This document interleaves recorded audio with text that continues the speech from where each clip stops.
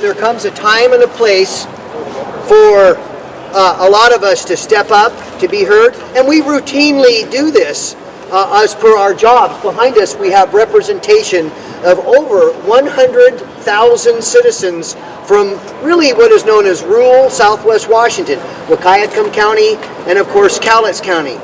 Then today we have other forms of leadership, union leadership. Their membership doesn't know any county boundaries. Their membership of trades and buildings and longshoremen, they of course know international boundaries. So what we're looking for today is to create awareness to start the seed to enjoy and use the process already afforded to us. It's called work with your legislators. Use diplomacy, get our point across. We would like our Washington state legislators to begin to seed ideas through legislation, checks and balances, or reforms on an agency called Washington State Department of Ecology, an agency that everybody behind me right now will tell you that each one of our communities or memberships have been somewhat held hostage by the economic power that ecology has not only been given, but they have been taking advantage of as well. So we're at this point where we need to start the process to look at options of legislative reforms on behalf of our communities. We all feel, every one of us feel, through our actions and our beliefs that our communities deserve a chance for an opportunity, a balance for an economy and ecology at the same time. This is not an unobtainable goal. It's something that we want to have happen, and we're willing to work for it. So today is our first effort to get out to create the awareness that we hear the men and women and the families of our communities. We hear it enough to take our time out today to get a collective effort of leaders that also feel the same way to start the process.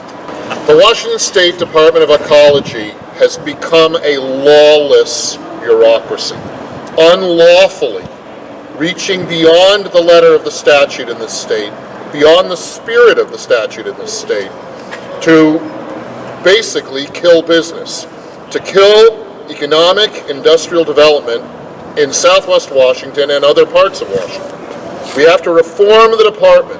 We have to bring it back to its roots, which is an important role in preserving the environment and the ecology of this state.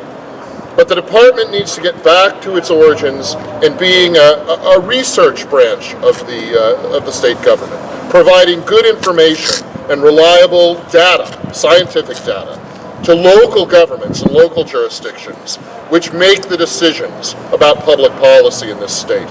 Let's reform that department. Let's bring it back to its roots, and let's make it the good tool that it can be to help maintain our quality of life in this state, while still having a booming economy all around the state, not just in a few locations.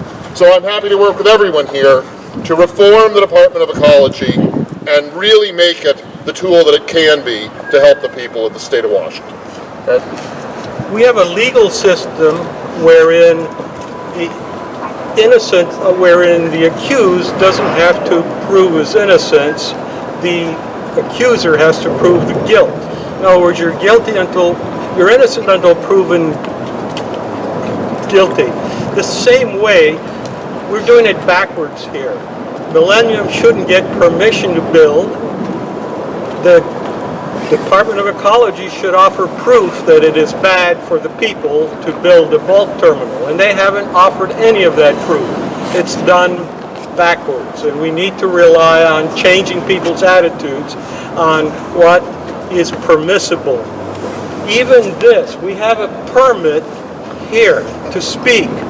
What happened to the First Amendment? You need a permit to speak on public property? We need to rethink a many number of things. Representative Blake. Yeah, so I guess the topic is how we've been treated in the permitting process, and have great concerns about how the permitting process has evolved. I think as a matter of law, we have a pretty good, thorough permitting process. You want to understand impacts, and but I think it's gone south from there, and I think decisions don't seem to be made based on science and the law, and that's my concern at this point in history. We've got to get back to a place where we make these decisions based on science and law and not politics, and it's my hope we can get there. I think the greatest example for me, and what finally clarified things, was the water quality certification. When that was denied based on non-water quality issues, that was for me a very clear indication that the process was not going to be done fairly, and we've got to get back to a place where it will be done fairly. So, hey, thanks for everybody coming out, and glad to be here. Well, I'm just happy to be here with some of my friends and feel their frustration. You know, in our district, we've got a lot of projects going on, and there's just seems to be a lack of cooperation through a number of the agencies. Some of them I will just not name right at the moment. We can probably guess who they are. Ecology, DNR.